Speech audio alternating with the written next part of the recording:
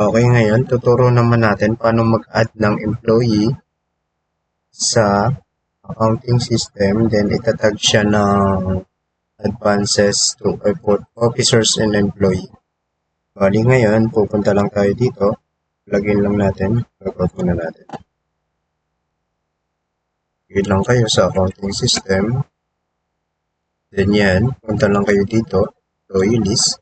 Ngayon, makikita nyo dito kung sino yung huling na-add. Ito kasi TOBOC, TOBEL. Sa TOBEL tayo mag-add ngayon. Check lang natin yung last. Nasa 100 plus or 200 plus na to. Kaya check natin sa 200. Yan. Sample kanina, nag-add tayo. Ito yung huli, 204. Pag nag-add tayo ngayon, i-add natin dyan is TOBEL 205.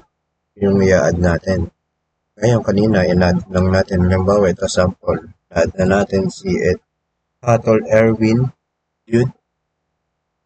Then, save lang natin. After natin ma-save, set as lang natin. Set active na to subsidiary natin siya. Ito, naka-on receivable trade. Baguhin lang po natin yan ng advances to employee, officer, and employees. Yan yan. Pagka-apply mo yan, yung maglalabas lang na ganyan. Sorry. Na-add na kasi natin siya kanina. Ito yung mga pinapa-add ng finance para makapagpasok sila ng mga advances sa payroll, mga ganyan. Okay lang natin. Then, yun. Yun na po yung sa pag-add ng employee sa mga advances.